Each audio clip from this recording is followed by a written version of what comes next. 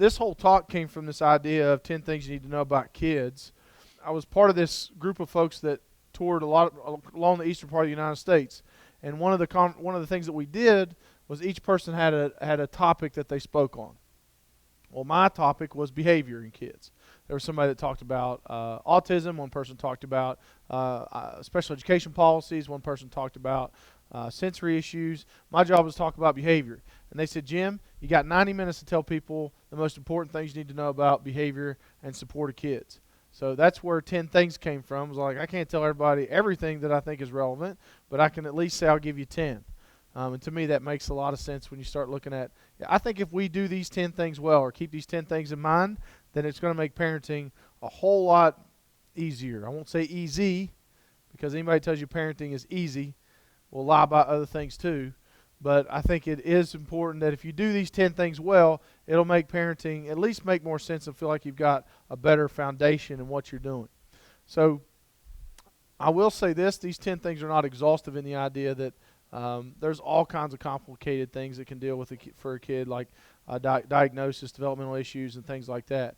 But I do believe that these issues, regardless of those things, do relate to kids in general. So without further ado, because I want to make sure that we cover everything, and I'm not pressed on time like I have been most of my other talks, because of my own fault, because I expand on points too much sometimes. Does anybody disagree with this statement? Kids are designed to control and upset you. Like this isn't meant to be derogatory towards children. This is just meant to make a very important developmental fact to you. I don't use the word fact very often because I believe some people believe their opinions are facts. But I believe that this is a true developmental fact, which is when children are born, they're born with the ability to control and upset you.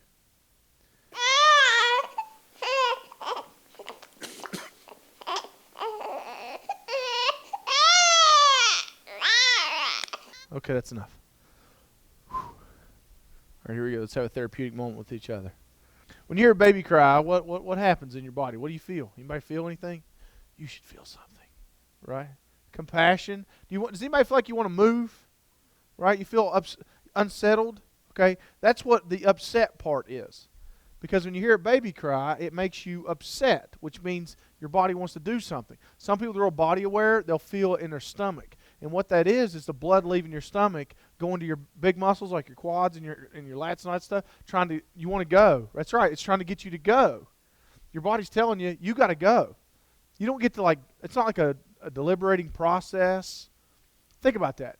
When you walk into Walmart, if you hear a baby cry, what do you start doing immediately? When you hear a baby cry, what do you start doing?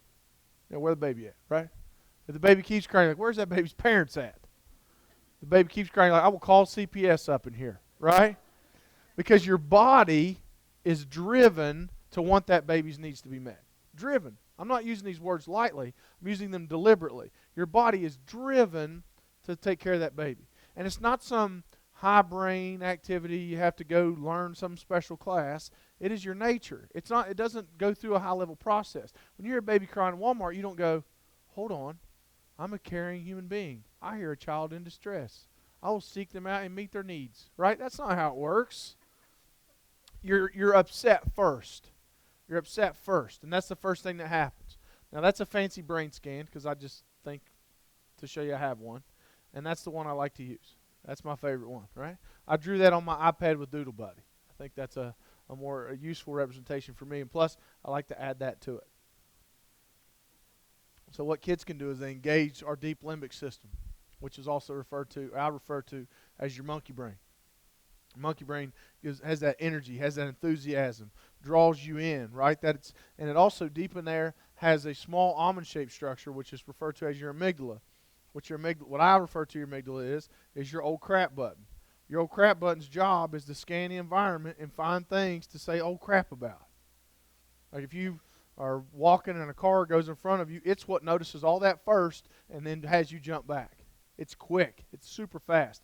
And its job is to trigger that fight or flight. What's interesting about a baby's cry, when you hear that baby's cry or a child in distress, is it decodes a child in distress almost identically as if you are being threatened. Now, to me, what I love about that, what I think is so powerful about that, what can't be negotiated about that point, is that shows you how ingrained caring for children is in our physiology and psychology, which is we protect ourselves at the level that we protect children.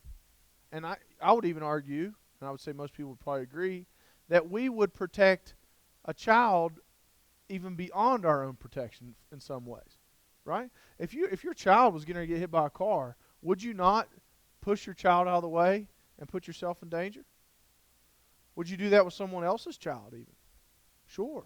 Most people, as an adult, because you have such an investment in children, and not because you go through this process, but because you have an investment as a human being in the next generation in a basic physiological way, that you would put yourself in harm's way to protect a child. And that shows you how powerful that connection is and how that works. Now, how about that? All right? If you didn't smile at this picture, this is my test for you. You're a sociopath. Right? If you don't smile at smiling babies, you got mad problems, right? You got serious problems. What's a smile supposed to do? It's supposed to draw you in. That smile works the same developmental function as the cry. Its job is to draw you in, is to engage you, right? It's that level, it's that cute factor that brings you in, that makes you want to take care and want to nurture in that specific way. Now, as I said this morning, but that's my son. That's Cody, and he's 6 now, but he's not that cute anymore, so we don't use current pictures. We just use that one because it's kind of where he peaked out on cuteness. So that's him. So that's not my son. I don't know whose son that is. We would have never put our kid in the cart cocoon. We believe, our family, one of our philosophies is you fight things off to get stronger. So we think, a little bit of something on your hand here and there isn't so bad, because that'll just make you have a stronger immune system, where the cart cocoon robs that experience from children, we'll just say, right? And this was an example of a situation where it even happened to me, where I was standing behind. I always tell people, you want to study human behavior in its most natural way, go to Walmart. Why? Because when you do social science research, the whole goal is to observe humans behaving in their natural environment. Because if you do things in a lab, people will behave differently because they think they're in a lab, they think they're being studied, so they'll behave differently. But if you study humans in their natural environment, social science research, your goal is to just see what they would do if no one was watching. So I think a great place to watch people in their natural environment is like Walmart's like a petri dish. I mean, it's like people in pajama pants and everything. It's insane. So anyways, the story I tell myself is the idea of, here I am, I'm standing behind this mom, and she's loading up the checkout line, and I'm standing there, and her little son's in the cart, and he's probably, I'd say 18 months, somewhere around in there, and he's looking at me, and he starts grinning. Well, I'm not a sociopath, so I smile back, and I'm like, what are you doing, buddy? So I'm interacting with him. His mom can't even see me, and so he starts hiding behind his mom, and then like popping out. Then he hides behind his mom, and he popping out. So I start like jumping behind the candy, pop my head out, right? And no matter how tough or rough you think you are, kids have this ability to make you lose all social consciousness. And then you're like, holy crap, I'm in a crowded place. So he was like back like this, and he was looking like he was hiding and all this. So I act like I'm gonna get him, but not like get him. I just kind of jump at him a little bit, and I go, I'm gonna get you, like that, and I put my hands out like this. And as soon as I did that, his mom spins around. She turns around, and I almost tickled her belly, like just then.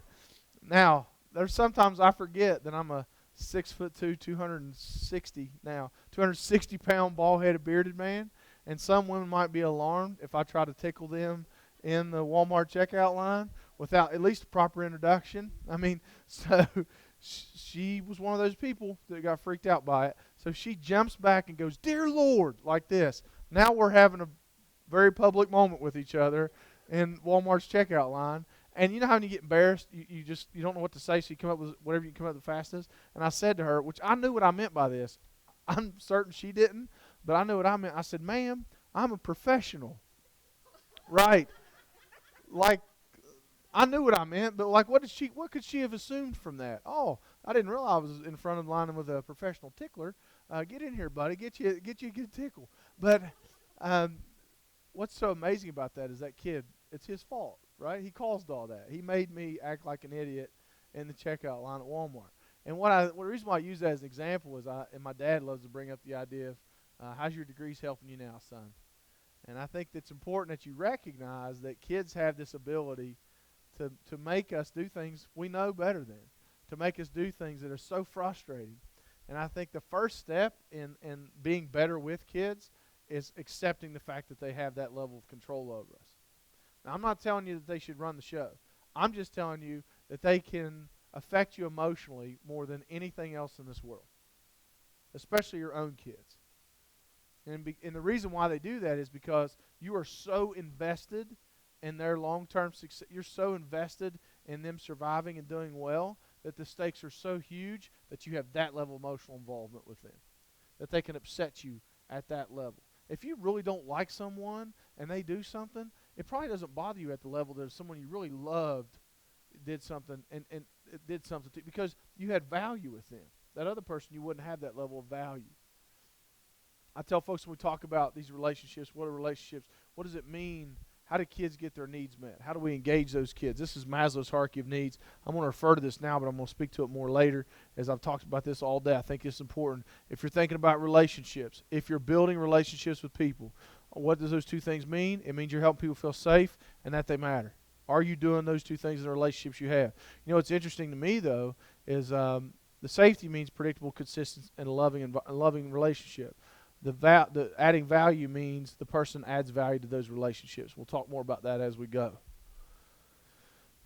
We're designed to meet their needs. What that means is, if I just told you kids were designed to control and upset you, and then I was done talking, that would be pretty mean of me, because it just means kids can just control you and good luck.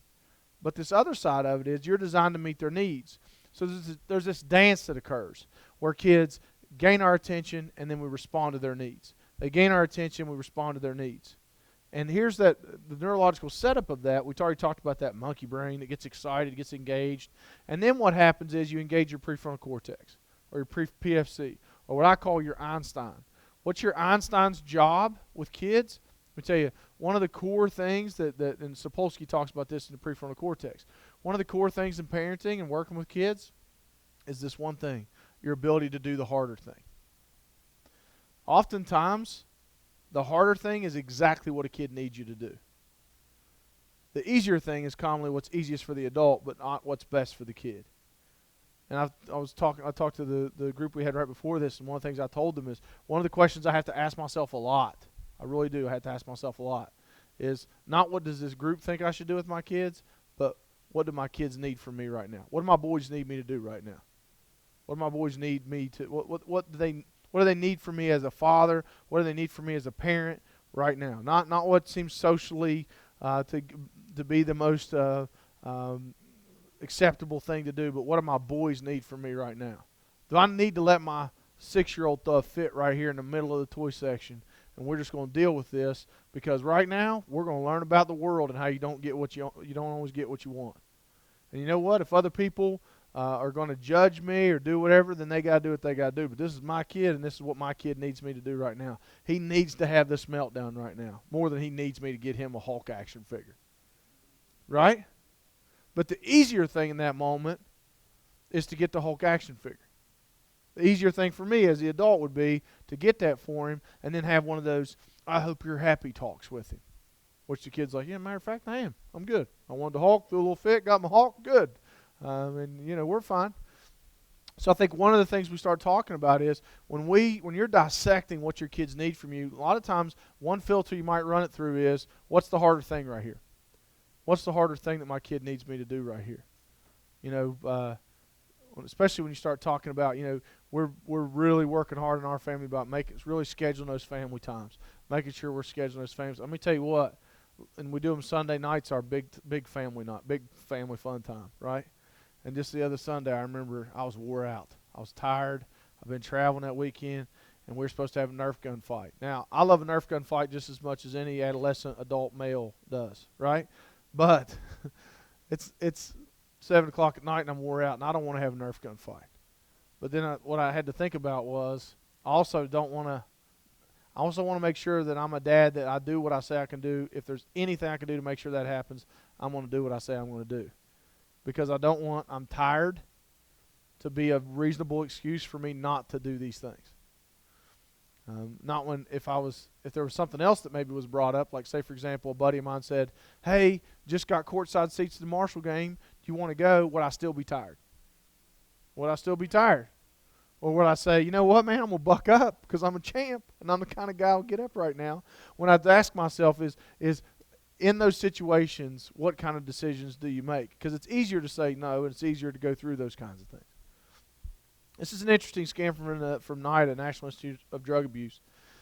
And one of the things it kind of shows you is this prefrontal and this deep limbic interaction. This is a scan that's taking place from the top, and the bottom of the slide is actually the back of the brain, or the back side of the brain. So what you see is both of these brains are lit up pretty nice in that monkey brain region, okay? And the one on the left actually has much more activity in the prefrontal activity. Think the prefrontal cortex. Think it looks like McDonald's M, in case you're hungry, right? That's what that is. And so what you're seeing there is both of these brains are watching a violent act take place while their brain's being scanned. Okay, so it's clearly a perpetrator, clearly a victim. So what you have here is you watch both of these brains work.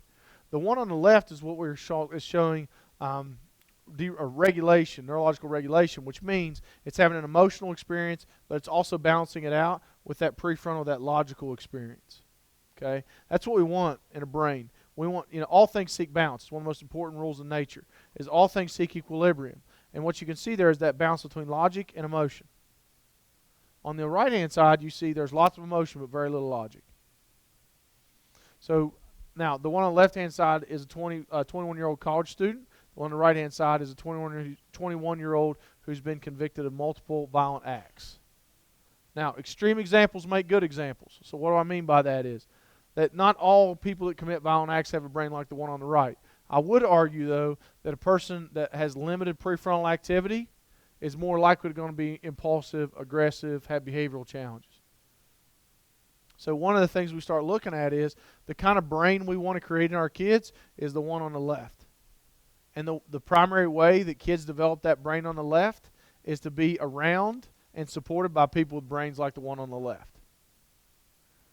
If you are raised in a home with people that have brains more like the one on the right, people that are impulsive, people who are violent, people that are angry, you're more likely not to develop that prefrontal activity, that prefrontal cortex, because you've never learned how to do the harder thing through modeling and experiences that were created for you.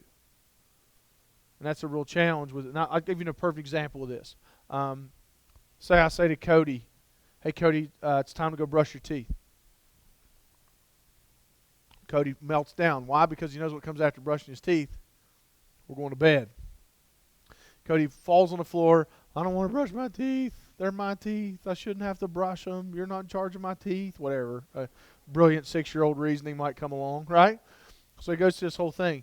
In that moment, because children are designed to control and upset me, I'll have an initial reaction of being upset. I'll have an initial reaction of my heart rate's going to go up, my pupils are going to dilate, my respiratory is going to increase.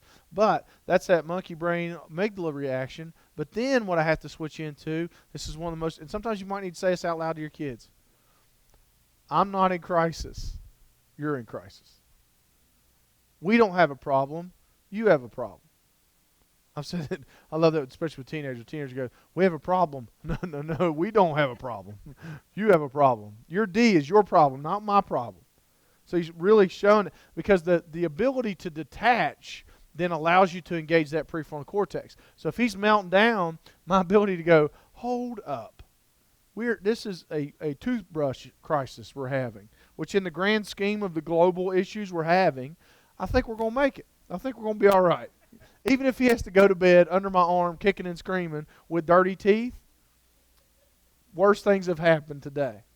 So my whole challenge in that is to detach and figure out all the different ways, strategies that I can work with. And you know what? Sometimes it's just a meltdown and the kid falls asleep on the floor, and you huddle up and figure it out tomorrow. And tomorrow you might set a timer, you might use a visual schedule. There might be all different kind of things that you would use to anticipate and develop that skill. I might even take him to the store and say, "Hey, brush your teeth is such a cool, important thing. I want you to go and I need you to pick your toothpaste out. I want you to pick your toothbrush out." And those are things like, that's not being overindulgent. That's allowing him to be a part of planning and being a part of this plan and this sequence.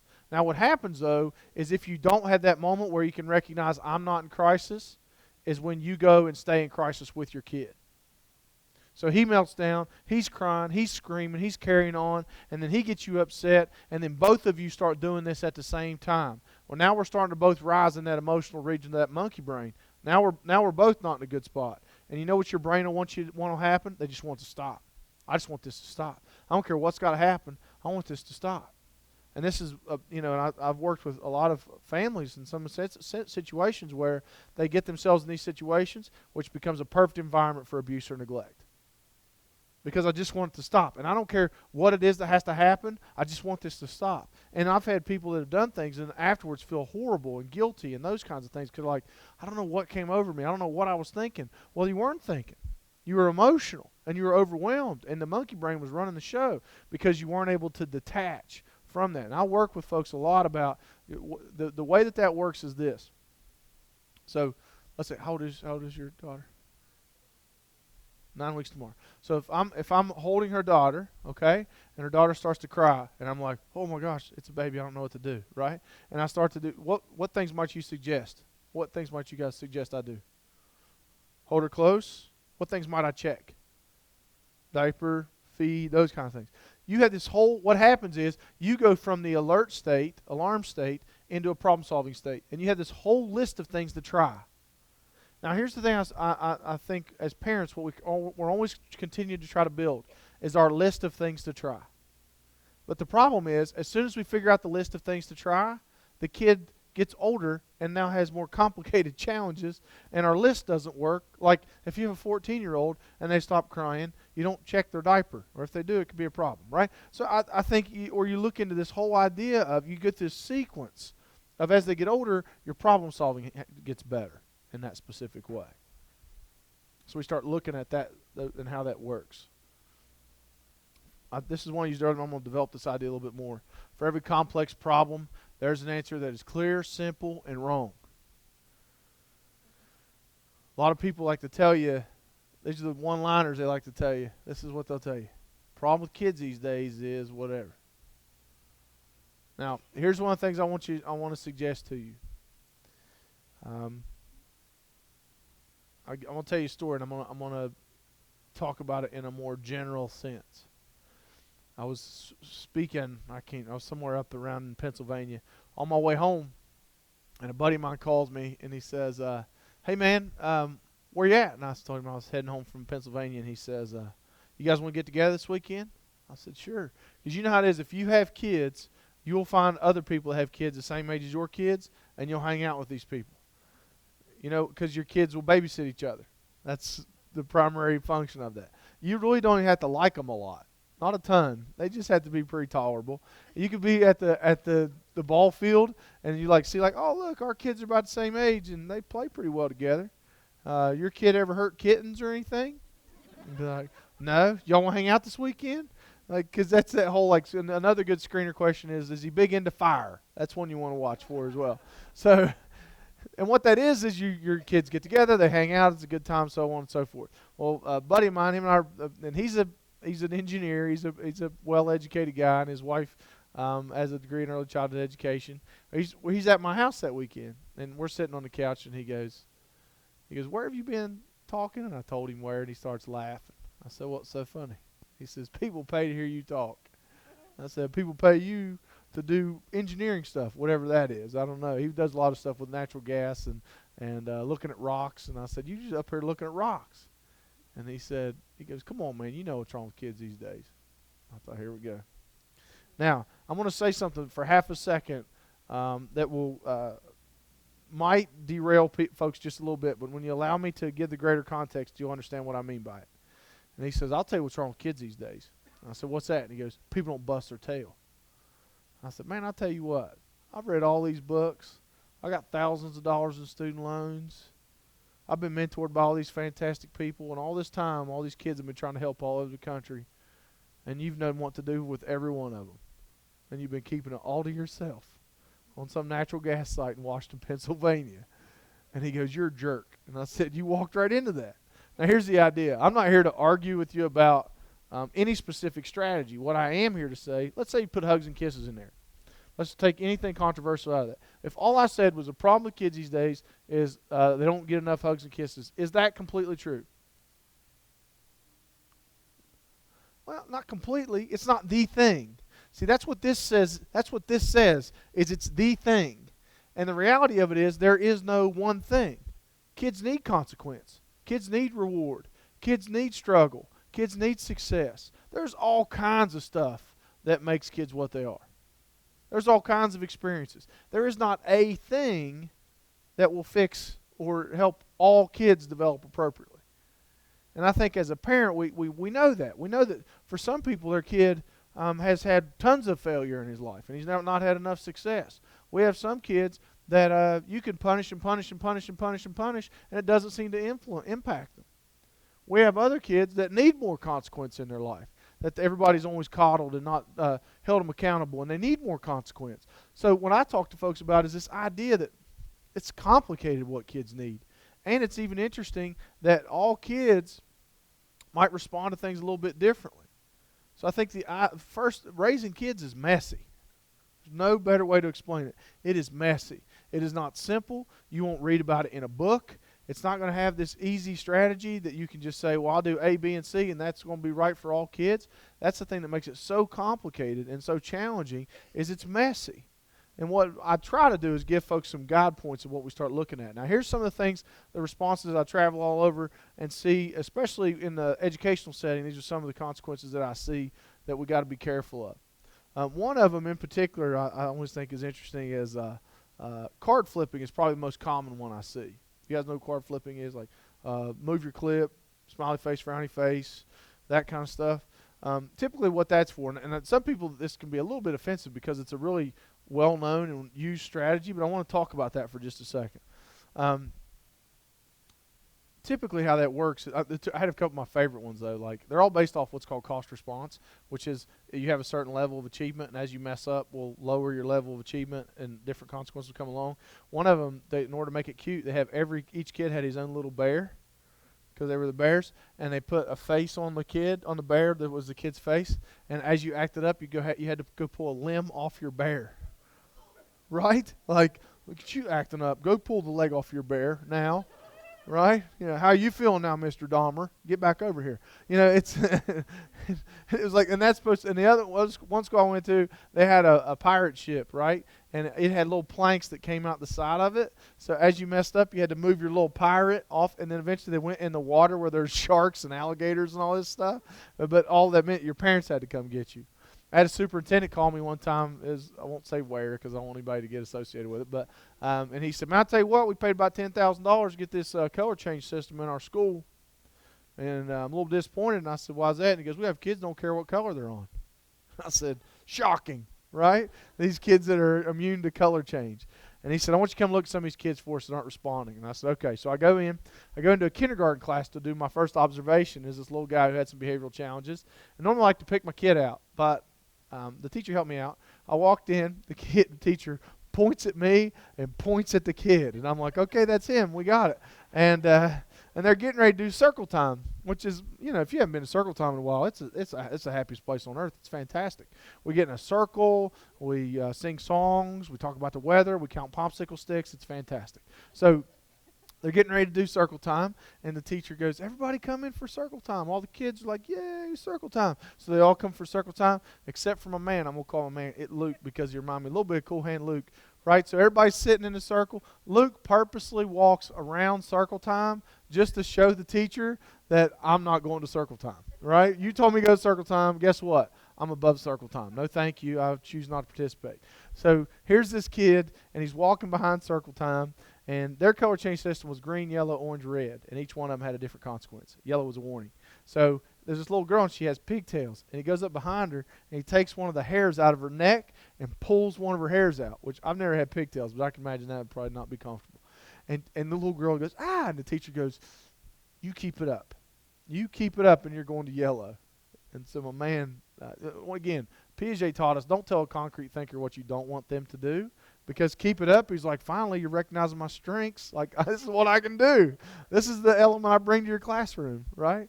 This equilibrium. So he keeps it up as instructed, and he gets this little girl's pigtails and, like, pops them.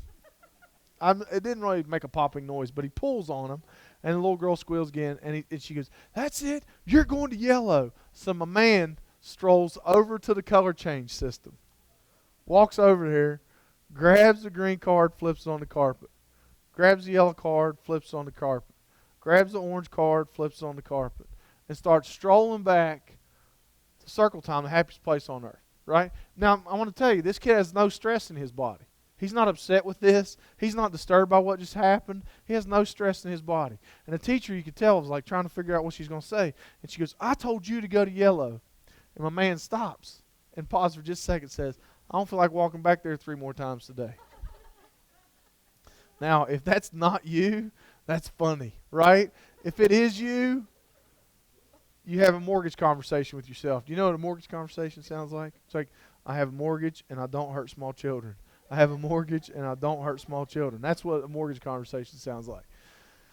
Well, here's the deal, though. This kid knew how it worked. This kid was, he is the red kid, and he knows himself as the red kid. You can look in his planner or his agenda book or whatever fancy thing you want to call it, his folder or notebook, and he's the kid that when you look at the dots, they're red.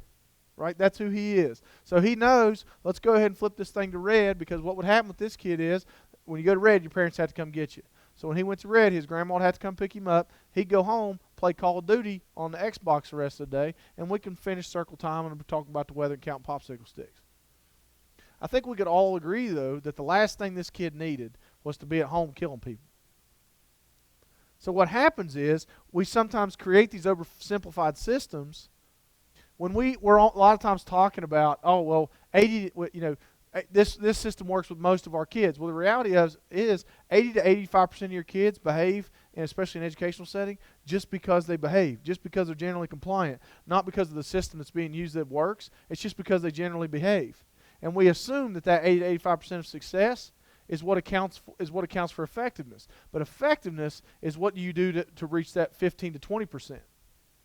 What do you do to make that 15 to 20% better? What do you do to improve their outcomes? Because ideally what should happen is that 15 to 20% of your kids that struggle to have their needs met should be the kids that get better through the year because of the interventions that you offer. That's what effectiveness is. Everything else is just organizing kids by color change.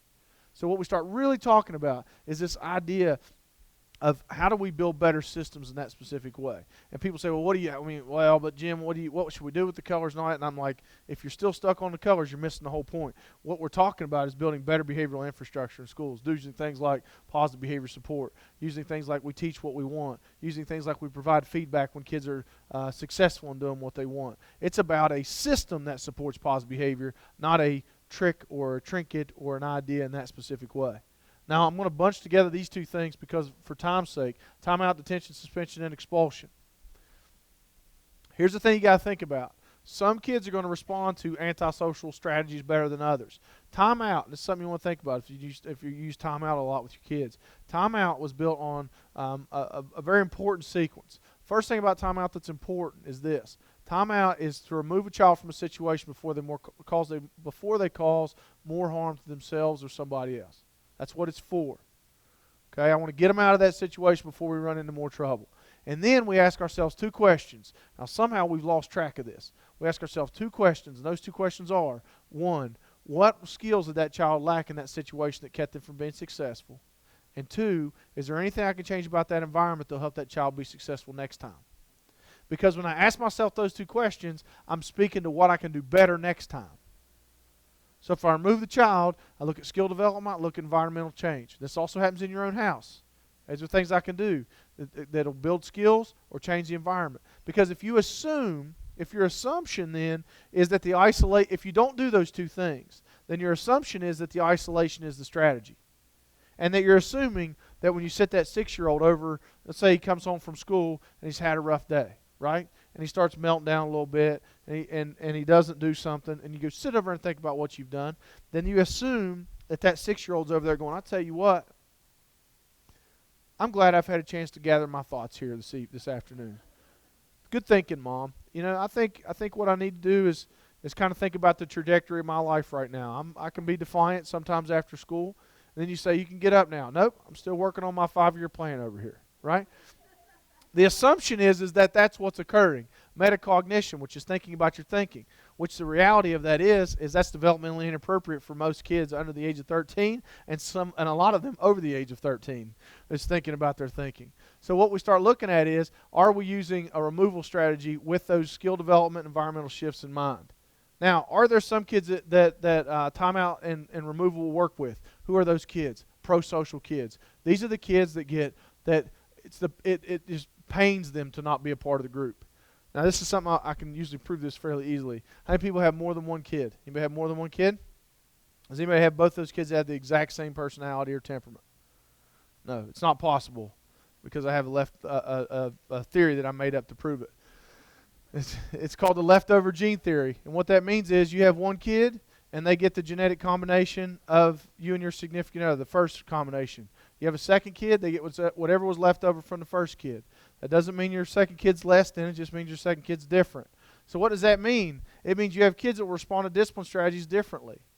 So that means you may have one kid that you'll send them to their room, and they're like, thank goodness, away from these crazy people for a little while. And they'll go in their room and stay.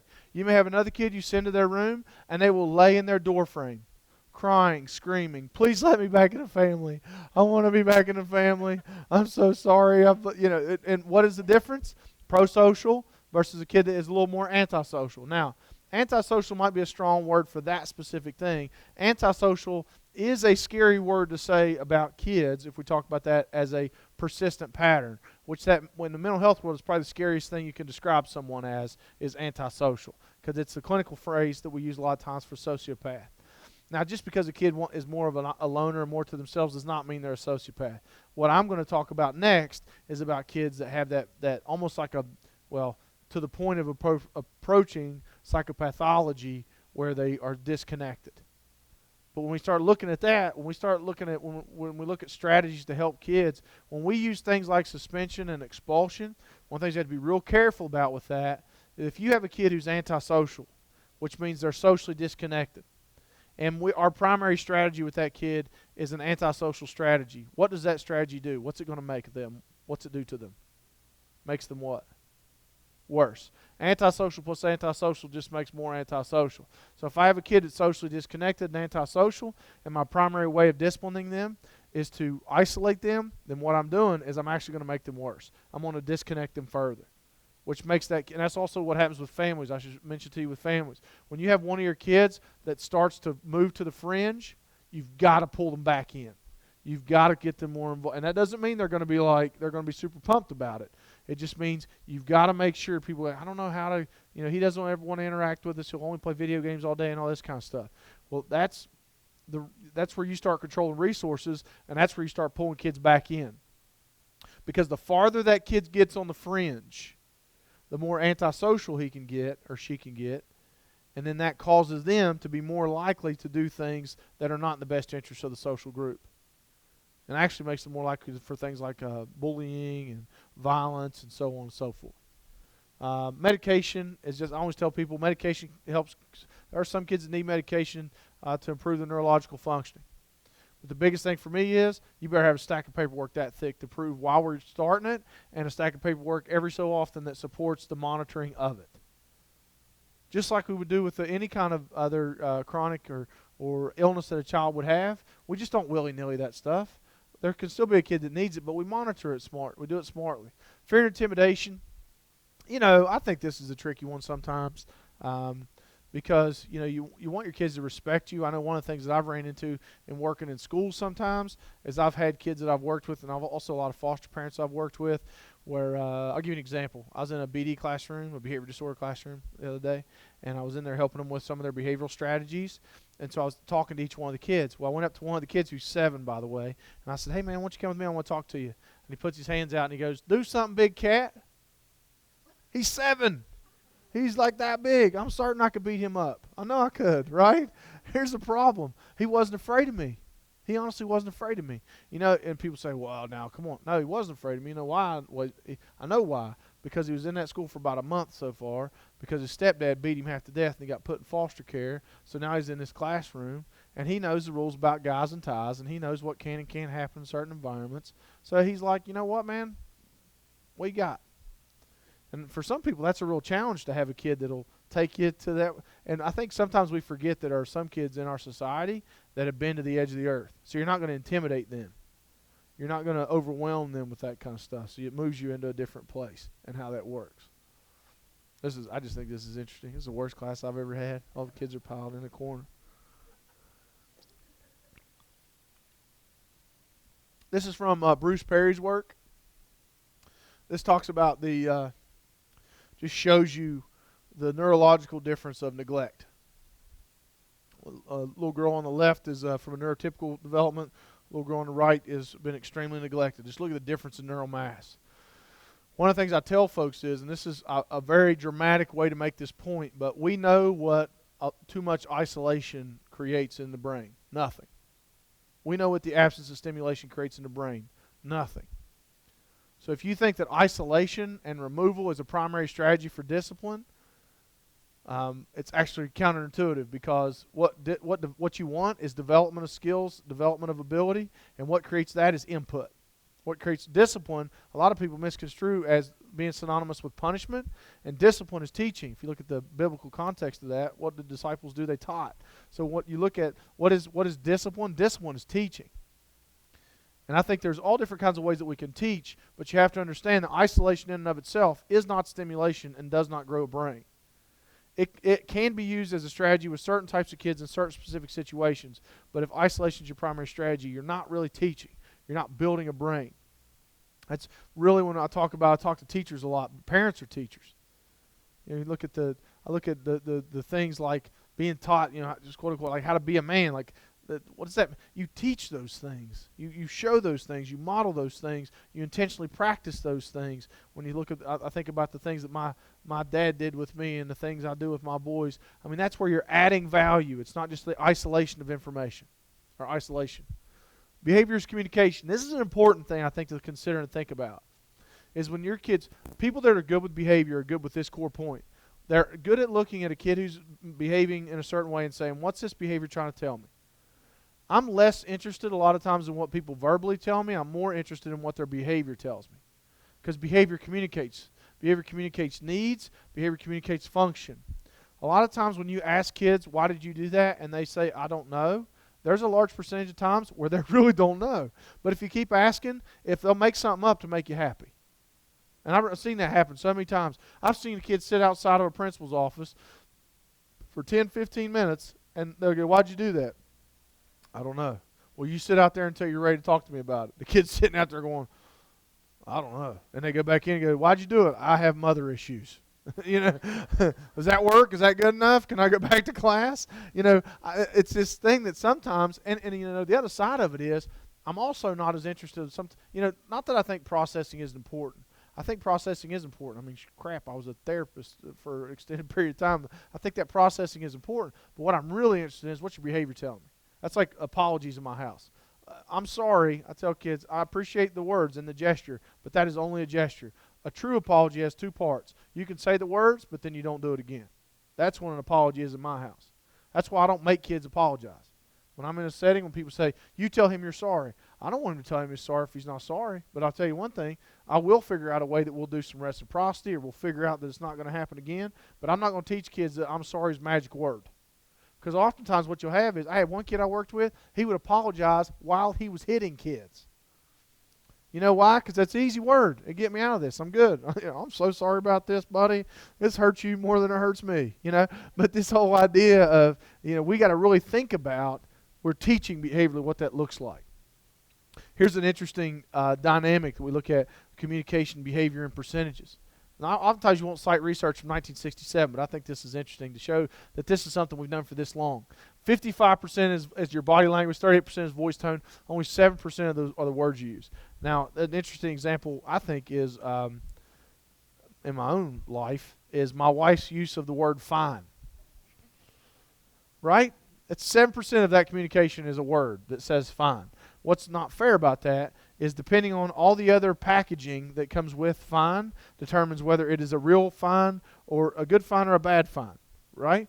And I've actually think I've figured this out, at least in my own home, for the sake of survival, that the good fine jumps at the end, and the bad fine dives at the end. Let me show you what this sounds like. So the good fine is, that's fine. Did you hear it go up? And the bad fine is, that's fine. Did you hear it drop off? That could be a bestseller book. That's just 3 pages, and one of them is for me to sign. So the idea of communication, and a friend of mine says it's not the words you say, it's the music you play. And I think a lot of times with kids, you've got to get really tuned in with not just the words they're saying, but what that package is. And teenagers and folks like that are really good at the things like, I hate you, this is stupid, you don't love me, all this kind of stuff. And I've seen, I don't know how many times people get into these debates with teenagers over like like they're getting an argument, and it starts over one thing, and then like 20 minutes later it's about something completely different because, oh, don't you say that to me, and then we're way over in left field. You're not going to say, you're not going to what we lose track of is we don't stay within. We get too distracted sometimes by words and not looking at the greater context of what we're talking about. The biggest thing we understand about behavior is communication, that all behavior is purposeful. It's all moving towards some goal. It doesn't always mean that you're going to understand that goal or know that goal all the time, but that's our goal, is to try to figure it out. So if I have a child that has a lot of anxiety, a lot of times what they're going to use their anxiety and that anxiety to do is to try to decrease their anxiety, which is to increase their known or have more control over their environment. So my purpose is, though I may act up to draw you toward me, so the purpose of my behavior, even though you might be mad at me, is I'm going to keep you close. I'm going to keep you in my orbit, right? That's the function of my behavior. That's how purposeful I'm going to use to engage you in that specific way. The core points, and this is the last part I'll kind of mention on this, I just think about behavior as it does 2 things. It's going to either obtain or avoid.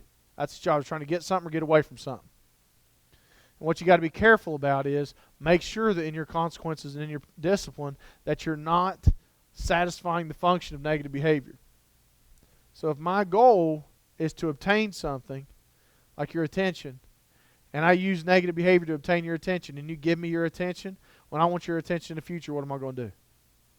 Negative behavior. Why? Because you've reinforced that feedback loop for me. Because you've created that for me. And I think that's important to think about. And we look at these different things kids can either try to obtain or avoid. And sometimes it helps to do what I call the John Madden approach with kids, which is the color commentation. It's like, listen, right now you're throwing a fit to get this toy. That's why you're throwing this fit. I'm not going to get you this toy. I just want you to know that right now. You can continue to throw your fit, and that's going to be you, and that's your body and whatever you want to do with it. But I'm aware that you're trying to get this toy, and you're not getting this toy. Done.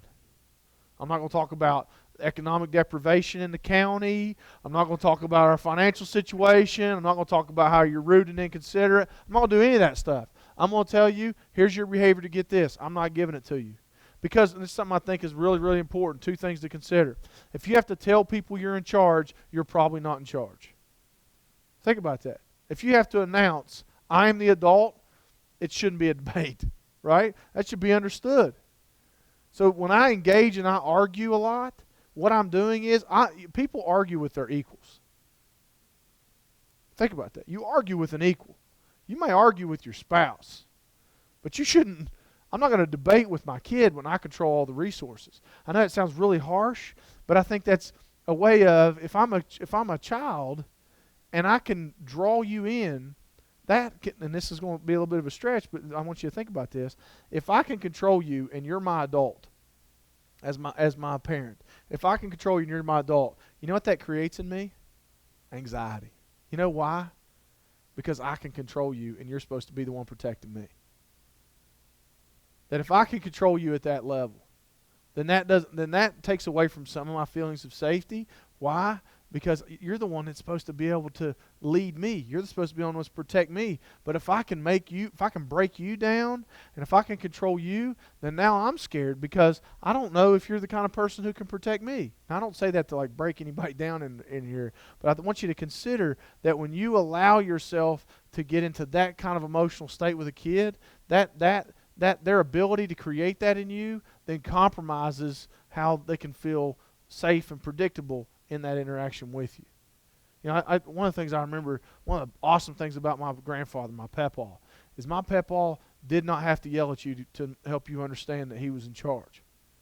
My papaw could come over and put his hand on your shoulder and say, "That's enough, son. And you were like, sounds like a plan. I'm good. I'm game for that. It wasn't like come on now, buddy. I just want you to do better. I don't want you to get hurt. I love you. You know how much I care about you. Come on now, don't talk to me that way. It's not this whole exchange. And what I'm talking about isn't about being mean to kids. It's about being calm and assertive. It's about being comfortable in your own skin. And there's a way to do that and not be mean. And what that communicates with the kid is safety, predictability, consistency. Even like when you look at leadership, isn't that what you want out of a leader? Do you want a leader who's freaking out in the front of the line? When things get bad, do you want the person like, I don't know what we're going to do. This is going to be awful. We're just going to fall apart. I don't know. What do you guys think we should do? That's not who you want. When a leader, you want somebody that turns around. You want like Peyton Manning kind of guy. It's like, all right, we got this. We're good. I've repped this out like 15 million times, right? Or Brett Favre. Sorry. I didn't realize where I was. So this idea, that's the kind of person you want in that specific situation. One thing I do mention to folks is behaviorally, it's about energy transfer. Kids have energy. You need to make sure that kids have the ability to have to control their outcomes. Have the ability to, if they're trying to have control, that you find places for them to have that level of control. This is an interesting one. You can't make kids do anything. Now, when 10 Things the CD got released, my dad listened to it. Loved my dad to death. My dad said, I'll tell you what, that's good stuff, son. The CD was good. I said, that one, though, I don't agree with. I said, what's that? And he goes, can't make kids do things. I said, Dad, part of that came from you. He goes, it didn't come from me. I said, yeah, it did. I said, remember when we were kids, and you'd say to us, son, I can't make you do it, but I can make you wish you would have. Right? You know what that is? That's understanding what your power is. That's controlling the controllables. I'll tell you about a lot of parenting is that serenity prayer idea. What things you have control over, what things you don't. And the wisdom of the difference and the courage to do the things you can. And I think still an old football coach thing is it's control the controllables. Listen, son, I can't make you do your homework. I can't physically make you do your homework. But what I can do is create an environment whether you're grateful that you did it or you're disappointed that you didn't. And what happens is when you start communicating with kids within your power range and within your ability, what happens is you steal the power of discussion and argument because you're operating on what we call enforceable statements, which things you can make happen. You can make these things happen. One thing I talk to folks about is these are the ones that you see kids get really big on. You can't make a kid eat, sleep, shut up, or use the bathroom. And some kids will get in real power struggles with you on these things. And I've worked with some kids that will be so strong-willed on things. I've had kids have to go to the hospital because of bowel issues because they're trying to exert power so much in that way, or hoard food, or things like that to show people that they can't, or to get some semblance of control in their life. So I want to mention this to you because I think this is probably one of the things that I've talked with families. It's probably one of the most helpful things, at least parents have told me about adolescence and working with adolescents. This is called the conflict triangle. This could potentially add years to your life through the adolescent stage of children. It's used all the time in therapy with kids. This is what the conflict triangle is a way of viewing a young person's problems within your responsibility and your context too. So I'll talk about this way. Let's say you may have a teenager. Anybody have a teenager? Okay. Let's say you have a 16-year-old boy, right? Just got his license. Going to be independent. Here we go. I'm going to go be independent. So he gets his license and he says, Mom, Dad, I got my license. I'm super excited. Next Friday, can I use our car? And you say, you know what, son? I think that'd be a great idea. You can use the car. But before you use the car in our family, we have to really make sure that you're ready to use the car. This is an important strategy. When you have a kid getting ready to move into a new area of responsibility, always make sure you have quality checks on the front end to show that they're ready to handle that responsibility. So these might be some ideas on how you might do that. So you'd say to your son, you know what I think is important? First thing we're going to do is we're going to go out and I want to watch you change the tire with no help. Because I think it's important for you, if you get stuck someplace, I need to know, because my job for you as a parent is to make sure you stay safe. I need to know that you can change a tire on a car. That's an important thing to do. And I think this should go without saying. It wouldn't matter if you had a son or a daughter. I would think they need to be able to go with no help, no physical help, nothing. You do it all yourself. The other side is, I want you to go through a scenario where the car is going to break down. I want you to go through who you're going to call, the sequence you're going to follow. I'm going to actually give you a couple different places you might think about, whether it be the interstate, whether it be a country road, and all these things that you can do that's going to make sure you know how to be safe in that specific situation. So I'm going to take you through that. And your teenager's going to think you're crazy, but that's okay. You're going to feel better about it on the other side. So another side of it I think is important is your father and I want to make sure that you're home at 10 o'clock at night. 10 o'clock at night, your curfew. That seems like a reasonable curfew. You're 16 years old. It's a Friday night. Want you home at 10 o'clock. And it's not just 10 o'clock. Let's do it 10 o'clock AT&T time. Because anybody who knows anything about teenagers knows it's important. It just can't be 10 o'clock. Because there's all different kinds of clocks and people set them all kinds of goofy ways. No, it's 10 o'clock AT&T time. And what that means is, son, is you'll be in our home at 10 o'clock AT&T time. 10:01 AT&T time is late because I don't want you to wander. I don't want you to be curious. This is not a gray area. This is a black and a white issue. 10:01, you're late, okay? Now, here's the thing. I want you to be successful, but I'm aware that there may be times where you may not be successful, so I want you to understand that there will be consequences if you don't make it home on time. If you don't make it home on time, what we're going to do is next weekend, you're going to need to practice being at the house. Because the logical consequence to us is that if you can't get home on time, then next weekend you're going to practice being at home, and we're going to go through our checks, make sure you're ready to go. And then the weekend after that, we can try it again and see if you're ready to have this level of responsibility. Because we take this very seriously, because you getting home on time tells us that you're safe and you're in control of your situation. So sure enough, here comes your weekend. Your handsome son darts out with the family minivan and has a great evening and comes home, and lo and behold, at 10:07 AT&T time, in pops your handsome son, and he says, Mom, Dad, I know you guys are worried, but I was driving home, and there was a puppy on the side of the road, and didn't know how to read, and I know how important literacy is to our family, so I wanted to help the dog out and all this kind of stuff. And you say to your son, he goes, I hope you're not mad. I hope you're not mad.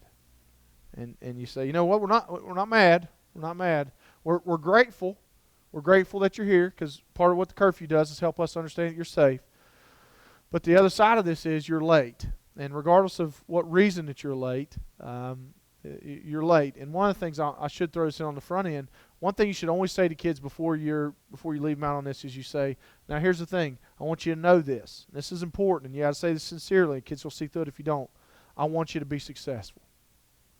Because think about this. If you're parenting a teenager, don't you want your teenager to be successful with your rules, boundaries, and limitations? Don't you want your kid to get home on time? Don't you want to trust your kid to use the car, go out, make good choices, and come back? I think sometimes kids get confused and think we want to catch them. But the reality of it is you want them gone, right? Guess what on Friday night? I want you to leave. I want to watch DVR, and we want to eat ice cream and not have you have any, right? We want you gone. That's what you do now. Go be that, right? That's what we want to happen. So I want you to say that to kids. And the last thing you should always say is, there anything else you need for me to be successful? Is there anything else I can do for you to be successful? And that's what the period of the end of the sentence is when we're setting an expectation for a teenager. We leave that open at the end. But your son, of course, our son, let's collectively have this son right now, right? At 10:07 is showing up, and you say to him, you're late, and here's the consequence. Next weekend, you're going to practice being at the house. And your son says, well, next weekend's that church lock-in. And you said, yeah, that's right. And he says, you've always been complaining about me not having better friends, and I was going to go to that lock-in for you. I was going to go for you. And I don't understand why you don't want me to go to the lock-in. And you say to your son, you know what, I did want you to go. I was excited for you to go. I thought it might be a good experience for you, but because this has happened, and I want to make sure that I'm somebody that I do what I say, you're gonna stay home next weekend. So here's what you're doing. You're maintaining that focus on you're on one side, the child's on the other, and the problem's in the middle. Now here comes the jiu-jitsu. Here's it's about ready to happen. Your son goes, no, I get it. I know why you don't want me to go to lock-in. You and dad are just lonely people. And you know what you guys don't want me to have friends. That's what it is. You guys don't want me to have friends. You want me to be miserable. You want me to not go to the lock-in, not make better friends, and then you want me to not leave so you guys, because you know you don't like each other, and when I leave, you're probably going to hate each other even more. So guess what's going to happen? You're going to make sure I stay here, then I'm going to live in our basement, I'm going to eat Hot Pockets, drink Red Bull, and play World of Warcraft until I'm 47 years old, and I'm going to be lonely, and it's going to be your fault, but guess what? You'll have somebody keep you company. And there's where the switch happened. What he did was he just collapsed a triangle on you. And what he did was he took, because he can't win the 10:06, 10:07 argument, so now what I got to do? It's about you. So now it's about you. So if I can get it to be about you, now I might be able to shake you up a little bit. And if you're not careful, it's going to be 40 minutes later, everybody in the house is crying, right? And you're saying things like, I just want a better life for you. You don't know what it was like me growing up. You don't appreciate anything we give you in this house. You're going to say all these things, right? And then at the end of it, you might even say something like this, like, you know what? You're going to that lock-in. You're going to go. And you're going to make good friends. I'm telling you what. And your son's going to go, you know what? I do need to go. You're right. And I need to have a good time. You couldn't be, Mom, you're so right. Dad, you're so right about these things. And then he's going to go to that lock-in. And guess what? And then people say, well, gosh, that's kind of funny. But the problem with that is he's going to take that kind of mentality into relationships when he's married, right? You know what he's going to start doing? He won't own his problems. And you know when he goes to college, he won't own his problems. You know what he's going to do? He's going to find ways to blame people. He's going to collapse the triangle any chance he gets so he doesn't have to accept responsibility for his own poor decisions. And that may seem like it's just about 10:07 or 10 o'clock, but the bigger issue here is owning responsibility for your problems, dealing with the consequences of your situations. And I think, and I have actually even drawn this out for kids. I remember once I was doing a therapy session with a family, and there was this adolescent male who had lots of privileges, excessive privileges, and I drew this, and he looked at me like, when I drew it and showed him the whole sequence, he was like, you're a jerk, in his head. Because it was his whole M.O., was to play his mom and his dad against each other, get their whole rigmarole going, like you're too hard, you're too easy, get all that stuff going, and he'd get them somewhere in the middle as some sort of compromise. So think about this as you go. It's probably a real powerful thing that you work with. If you want it, teach it. If you want to teach it, is a really, really, really powerful thing for me. I think we too often, we don't think about this idea of do we teach and do we reinforce. If a child doesn't know how to read, we teach, swim, we teach, multiply, we teach. If a child doesn't know how to drive, we teach. But too often, if a child doesn't know how to behave, our first default is to punish. And what we need to think about is, have I taught that well enough? Have I rehearsed that well enough? Have I developed that skill well enough? What have I done to build that capability? What have I done to help my kid be successful in that specific way? Let me give you an example of this. My dad was awesome at this. We and my mom especially too. My dad believed it was important to take kids to eat at a fancy restaurant at least a couple times a year. You know what his logic was? That when we get older, we might end up in a fancy restaurant, and we need to look like we belonged. So that was the thing, is go so you'd know. And you wouldn't look like Jeff Rowe goes to the fancy restaurant, right? Because that's never good for business. Let's just say that, right? So one of the places we go is a place, I doubt you had them in Wisconsin, but called Steak and Ale. It was a fancy place. We knew it was fancy because they had a candle on the table and a loaf of bread with a knife through it. And that's when you know, high life right here. That's what we're living. So we go to the Steak and Ale. Now, what was interesting about this is my mom and dad were both big about manners because they believed even regardless of whatever circumstance you find yourself in life, you gain respect or at least some level of connection with people if you have good manners, if you follow your manners in that specific way. So what we would do is we practice. We practice at the house. And we do things like, for example, you'd have to know that whoever comes to greet you is the host or the hostess. And whoever, first thing they're going to do is ask you for a drink. Order a drink. Show me what it looks like to order a drink. Make eye contact. Speak clearly. So that way when you get ready to go into the fancy restaurant, you're ready. You've prepared for that. I do this with my boys now. One of the things we do is we'll quiz them. I'll say, all right, if somebody comes up to you and it's a female and you walk in, what's that? It's the hostess. If it's a male, it's a host. Who's the person that's going to come serve you? That's a waiter or the waitress. Son, show me how you order a drink really clear-minded. And he goes, I'll have a bourbon. No, I'm just kidding. Make eye contact, speak clearly. And I've even run into people that have said, like different kids that have different challenges. Well, that's hard for him. But he still needs to learn how. Because I want him when he's 22, 23, 25 years old to be, or 17 for that matter, 13 or 12, order his own, be able to order the autonomy or the feeling of being able to do those kinds of things. And here's what you do. If you put that time in, if you practice, if I teach that as a skill, the worst place to teach a kid how to behave in a fancy restaurant is in a fancy restaurant. Best place to teach a kid how to behave in a fancy restaurant is in your kitchen or in your dining room. Because when you pull up to that fancy restaurant, you want to be able to turn to your kids and say, hey, kids, guess what? Getting ready to go to a fancy restaurant. But you're ready for this. You know why? Because we practiced. Let's run through a few of these things. If it's a male that comes up to us, what is that? It's a host. If it's a female, what's their name? Hostess. What's the first thing they're going to ask you for? What's your drink? Tell me what you want to drink, son. Order it loud, clear, and make eye contact with me. All that. Let's get a couple fist bumps. Let's go in here and let's have a good night. Let's go have some good dinner. Now, does that mean my kids are going to behave 100% of the time in fancy restaurants? No. It just means I've got a better chance that they will. And I'll take Vegas on that one. I'll take the odds on that one. For the kid that's had that chance to prepare versus the kid, if you haven't put the work in, here's what that sounds like. You pull up and you go, hey, kids, this is a fancy restaurant. You act like fools in here, I'm going to drag you to the bathroom. That's the only difference. Because you don't have the skill set to pull from. You don't have the practice to pull from. All you have is threats of their life, right? So teaching is that powerful thing. Getting that stuff in there. Developing those skills. We talk a lot about modeling what you want. You know, showing kids, you know, like I said earlier, Gandhi says, be the change you want to see in the world. What does that mean? Be what you want your kids to become.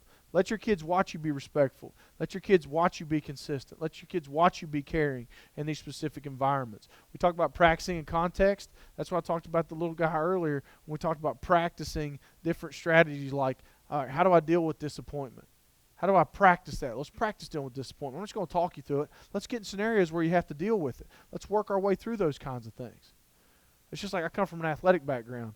We study film, we dissect film, then we take you out and we practice that skill. Never in our practice, if you make the wrong first step, do we say, go over and sit down. When you're ready to make the right step, you get your butt back in here. You know what we do? We make them do that step 100 times. And we watch them and we coach them and we support them. Why? Because we know the way skills are developed are through practice. So, now, an important thing to think about is a lot of people like to use rewards as the strongest reinforcer. You got to be careful, though. If you try to use rewards too soon, you'll frustrate kids. If I don't have the skills and you try to use rewards to motivate me, you'll actually make me angry. So, give me an example. If I was walking into this gym and you gave me a basketball and you said, Jim, you dunk that basketball, we're going to give you $50,000. $50,000 to dunk that basketball. I'm going to want to dunk that basketball. But you don't see me do anything. You're like, well, Jim's not dunking, whatever. You know, what it is just me just understanding how physics works, right? You go, you know what? Jim's not motivated enough by $50,000. $100,000, Jim, if you dunk that basketball. I'm going to want to dunk that basketball. I'll try to climb the net. I'll do everything I can to try to dunk that basketball. But guess what? I'm going to come to the conclusion that I can't dunk that basketball. But all that, I'll be excited because you offered me $100,000. Super excited, super pumped, super motivated. But then I'm going to realize I can't do it. And guess what happens with all that energy? Does it go away? What's it turn into? Anger, frustration, shame, disappointment. And guess what I'm going to do it all? Am I going to keep all those emotions to myself? No, sir. I'm sharing it with everybody. No, I'm going to hate the person who gave me the basketball. I'm going to hate the gym. I'm going to hate basketball. You know why? Because it represents all this stuff that I wanted but I couldn't have. So always make sure your skills are built first before you try to incentivize too much. Because what happens is you can create such an incentive that a kid doesn't have the behavioral muscle to pull off that they won't be able to meet that expectation. Now, let's talk about feedback. A lot of people say, well, we shouldn't reward kids. Well, what I'm talking about is feedback loops. I'm going to teach you how to do something. If you don't do it properly, there'll be a feedback loop, whether it be through discipline or reteach or whatever it might be. But also, if you do it right, I'm going to make sure you know you did it right. Make sure you go. Notice I'm not. Now, here's the trick with this. You have to make sure that the feedback loop is not about stuff. The feedback loop is about the feedback. It's about, hey, for example, I'm real big about my kids being safe in the parking lot. It's just some obsessive compulsive thing I get about me. Don't run in parking lots. It's a big thing. Be safe in the parking lot. So when my kids, if they walk with me and we get up to the sidewalk and everybody's walking, everybody being safe, you know what closing the feedback loop is? Hey, I appreciate you guys being safe. Give me a fist bump on that. I appreciate you guys were safe getting up here. because that works better for all of us when you're safe walking up here. Because you walked, had your eyes forward. I always talk about put your head on a swivel. You got your head on a swivel. You know what that shows me? You're being safe. I appreciate you being safe. You got to figure out what motivates kids. You got to figure out what it is. And I'll tell you a quick funny story, just because it's that time of night, right? They opened a civic center back home, which is where like bands like come play, concerts and things. One thing they did was they did an exhibition. They did a boxing thing, and part of the exhibition was they brought in a bear, and people could volunteer to wrestle the bear. It's a black bear. And this is back when my dad, I don't even know if I was born. My dad was younger. And my dad isn't as tall as me, but he was a real big weightlifter guy back in that day. And so his buddies were like, dude, man, they're bringing that bear in. I think you could take it. Like any good group of Appalachian buddies would say, like, dude, you can so whip that bear. Clearly Discovery Channel wasn't super popular back then. But anyways, so my dad says, well, yeah, I'll try. I think I'll try to wrestle the bear. So they get to my dad agrees, and he signs all the waivers, like if the bear kills you, it's not our fault and all that stuff. So you're the guy that decided to wrestle the bear. So my dad goes in. They say, listen, man, here's how this is going to go. Here's how it's going to go. The first thing when you get out of the way, the bear's going to win. Period. You're not going to win. Bear's going to beat you. So get any of that out of your head. It's just that's how it's going to work. So they said, but here's the deal. The bear is trained to wrestle. We worked this out. It's a safe thing to do if you follow our instructions. The bear will be as aggressive as you are. If you slap the bear will slap you. Don't slap the bear. There's a good first thing. Don't slap the bear. Wrestle around with him. That's what he knows how to do, is wrestle around with the bear. And his goal is, what he's going to do is he's going to get you on the ground. He's going to put both paws on. He's going to hold you down. Just go ahead and stay down. Once you're down, just go ahead and stay down. That's the most, you need to do that. And he said, what we're going to do is we'll start the match and we'll give him a little bottle of Coke. And he's going to drink this little bottle of Coke, and he's going to come to the middle of the ring. Okay? And I want you to come to the middle of the ring, and then he's going to beat you. Okay? And then we're going to let him know, and he's going to go back in. We're going to blow the whistle. He's going to go back to the other corner, and we're going to give him another bottle of Coke, and people are going to have a good time. It's going to be fantastic. So my dad says, okay. So my dad goes out to the middle of the ring, and any good Appalachian story has this phrase in it. Last thing I remember. Because my dad will say, last thing I remember, my dad decided he was going to try to get behind the bear. Now, my dad was a big, strong guy at this point, and pick up the bear and then get it on the ground. That was his goal, is to at least get the bear on the ground. So I guess my dad goes to try to get behind the bear, and the bear slips behind him, grabs him, picks him up, slams him on the ground, and is bouncing on his back. And the people call, and he comes over, and he has his Coke. The whole point of this story is everybody has their Coke. Everybody has their motivators. Everybody has things that motivate them. If they can teach a bear to wrestle like that, it's all about motivation, incentive, and how you frame that stuff up. Now, the important part when you start looking at that is I'd really encourage you to take a look at Chambers' books called The Love Languages.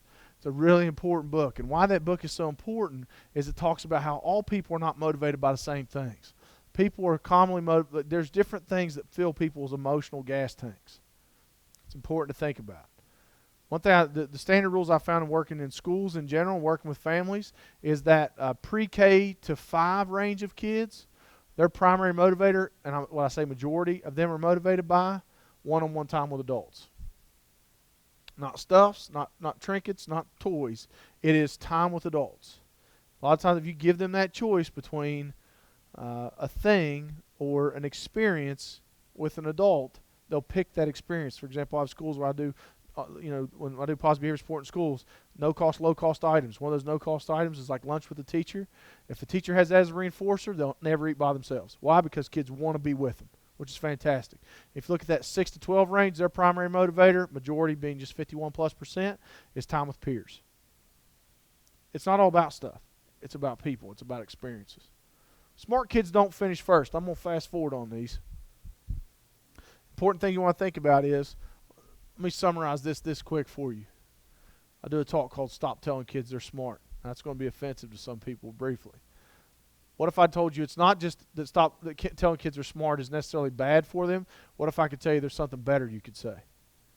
Because smart, you're communicating an innate skill, which means either you're blessed, you have this innate thing that's part of your psychology.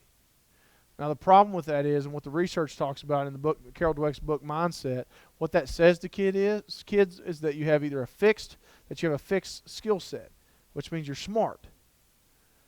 But what happens, what they found with kids that are told they're smart over and over and over and over and over again, what they start to create is this idea where they start to protect perfect. Now, what does that mean? That a certain percentage of kids will start to not take as many risks because they're starting to try to protect this idea of being smart. They won't take as many risks as the kid because they're taught this idea of, let me give you an example. When they gave this, they did this research study, 200 kids in one group, 200 kids in the other, and they were normed out to be similar. Gave them a puzzle, and then they went through this whole sequence. And what they found was when you told kids they're smart early in the study, and you asked them if they want to do something harder or do something the same level, the majority of them would pick something at the same level. Why? Because they were already told they're smart, so they start to do what they call protect perfect. In the other group, if you told kids they were hard workers, and then you gave them a choice of something harder or something just as easy, if you told kids they're hard workers, they would usually ask to do something that's harder. And what that's about is when you have kids that are this idea of working harder, it's this idea of failure. A lot of times people that are told they're talented, they're smart, they're gifted, when they fail, they have a much more challenging time recovering because they take it harder. They beat themselves up because I must not be smart enough. If you have kids that grow up in a house that's about a growth mindset, which means that things get hard and you fail, it's an opportunity to grow. And if you fail, it's an opportunity to grow. Kids that grow up in a house that communicate that way are more likely to perceive stress as a challenge and not as a limit that shows you you're not good enough. So when you think about when you're talking to kids and a kid says that was super easy, one of the things I do for a kid when they say it's super easy, I'll say, I'm sorry. I'm sorry about that. My job is to challenge you to help you grow and get better. Next time I'll make sure I give you something that's more challenging because that's what I'm supposed to do is challenge you and develop you and make you better. And what happens is everybody's seen this. The kid that are told they're smart, they're talented. I saw this one with the play college ball. Sitting around freshman year, go to camp, looking freshman, whatever. Everybody's all something. All state this, all whatever. Everybody's got their shirts on. Big fishes from a bunch of small ponds, right? We have guys. I remember there was a guy, I'll never forget, it was my freshman year, crying during freshman camp. Crying during camp because he realized he was third string. He said, man, I've started since I was 6 years old. And he had so much trouble identifying that, you know what? He was in a place where people were better than him. Because he'd been the best kid for so long, he didn't know how to deal with not being the best kid. He made it till December. Because he viewed it as, I must not be able to make it here or the coach doesn't like me. The other way of viewing that, if you're raising a growth mindset, is, you know what? Maybe if I lift, maybe if I eat right here next year, year after that, maybe I'll be as good as those kids. Maybe I'll work my way into that stuff. So it's something to think about and consider.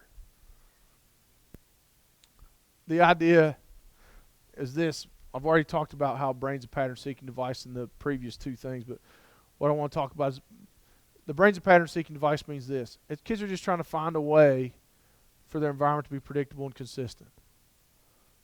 The best thing that you offer your kids is this predictability and consistency in the things that you do, because you know what? If you're predictable and consistent, you're safe. And that's what that brain's trying to identify, this pattern of what it looks like. Kids want to matter. We need to be talking about this in schools. We need to be talking about this in families. How do we offer kids this opportunity to add value?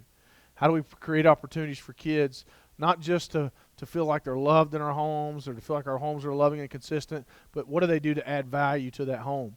Unfortunately, this is what we can fall into if we're not careful. An entitlement. And you know what tricked us in this? It was that whole self-esteem idea that if kids just love themselves, they won't make bad choices, right? Oh, and in order to build high self-esteem, we have to pump them up. Like that's what people were said. So we got this kid walking down the hallway, and people are like, gosh, we got to say nice things to the kids so they feel good about themselves. Oh, look at you, you good little breather. I'll tell you what, buddy, all day long, in and out, right? I'm going to go get you a trophy and a water. Right? And the kids standing there like, you know what, I never thought about it, but I'm a pretty good breather. And that has been underappreciated most of my life, right?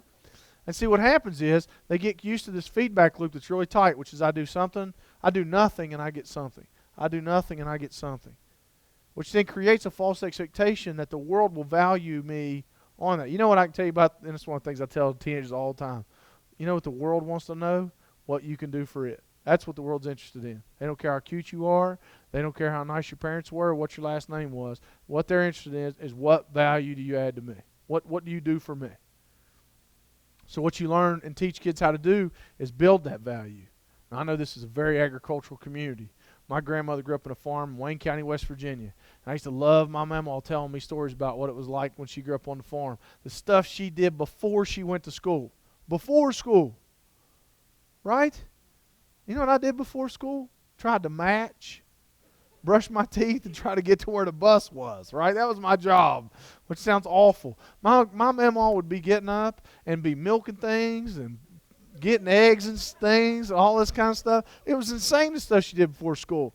And then when she got home from school, do you think my mama had a great Appalachian name? Her name was Ada Beatrice Lockhart at that time. So they called her A to B. That was her name, A to B. And that sounded like something off the Waltons or whatever. So they called her A to B. Now, you think my great-grandfather, when my mama got home, would say, now, A to B, I bet you had a tough day at school today, baby. You go in there and catch you a nap, and we'll let you know when supper's ready. You think that's what they said to her? No. There was more things needed milked and more eggs needed collected. We had a whole thing started all over again, right? So she'd go do those. Do you think they did that because it was a neat character ed thing that the school was working on? Why did they have those chores? It was essential. It wasn't even cute. It was just necessary. And my mama would talk about one of the challenges for some kids is they never got to appreciate their breakfast. And what she meant by that is, my great-grandfather, when he was standing at the head of the table before breakfast, he wouldn't say, like, before we pray, I want to take a minute. I just want to take a minute. And at the butter here, that's butter. Frank got the butter. Everybody give Frank a hand. Nice work, Frank, right? And then we got the eggs. That was B, A to B. A to B got the eggs in. A to B, you're our special friend today. Go to the treasure box. You think that's how it went in the morning? You know what? The value was what you added to the family. Let me tell you what, it was much easier to do that, and it's much easier to do that in a home where you have those opportunities for kids. I will argue that. If you look at some of the most gritty and grinding people, they come from places and homes where they had to work. And it wasn't like but they had to work, whether it be because their family was in poverty and they was in an urban area or they're in an agricultural area. It was like, guess what? You got to work. Because that ability to add value through your own contribution, that's what builds your soul. That's what builds your behavioral muscle. That's what makes you capable of doing things other people won't do. So I think and if you don't have a home where you got to be creative in how you add that. You got to find ways for kids to contribute in your home. You got to find ways for kids to add value in the community, whether it be they're volunteering, whether it be they're helping other folks. One of the two best places, if you can't let your kids help the aging population, let your kids help small children. Those are great. Let them see vulnerable populations needing them. Let them help animals. Let them see the value that they add to that. That's what really, really builds. There's no book or self-esteem coloring book or puppet show that can do anything like those kind of experiences can when we're talking about building character in kids. And this is what I'll leave you with. The idea that the relationship is the key is not some cutesy way that says if you just hug on your kids and love on your kids, that everything's going to be all right. But I will tell you that it has to be the foundation in everything that you do. And I'll tell you that you need to approach building relationships with your kids with the same level of intentional practice that you would in things like being financially responsible in your home. This example I've used before is the idea that, bills are so important that you probably keep them in a certain place. Bills are so important that you pay them a certain time of the month. Why? Because they're so important they deserve an intentional practice. A challenge that I make to parents a lot of times is, could you talk to me about the intentional practices and plans that you make, the rules you make in your home that show how important relationship building is in your home? Things like, if we're all home and we're eating together. If we're riding in the car, no earbuds. If we're going to set time aside each month that we're going to have family game night. I don't care if you're 16 years old and you think it's the cheesiest thing we've ever done in the history of the world. We're going to sit down and we're going to act like we're going to be the Brady Bunch for a little bit. That's aside from the here's a story stuff, right? So this idea that in our family, relationships are so important that we set aside intentional practices. Communicate those things with your kids. Let them communicate those things back to you. What different things can we do? What things do you think we could do as a family that would have us have these experiences to build better relationships? And start when they're here, because if you try to start when they're here, it's a whole lot harder. You got to train them. It's almost like I got a buddy of mine that trains horses.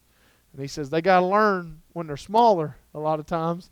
It's easier to teach them when they're smaller and work them up than when they're great big to try to, because you're not going to muscle them down. So one of the things we got to really think about and really consider is, are you doing those intentional practices to build those relationships? Let me tell you, if you do that right, everything else is easier and more enjoyable. All right. Gang, I tell you what, one thing I'll say wholeheartedly is I have a ton of respect for the fact that you gave up your evening to come here and listen to me and hopefully get something from this that'll help you be better with your kids. I think it says something about you as a parent. I think it says something that you're willing to do the extra things. You're willing to get that extra information to help you be a better parent, and that makes me have a ton of respect for you. And I appreciate it. This is it's been a fun day in Medford. It's been a fun day today. It's been a pleasure. Take care of yourself, gang.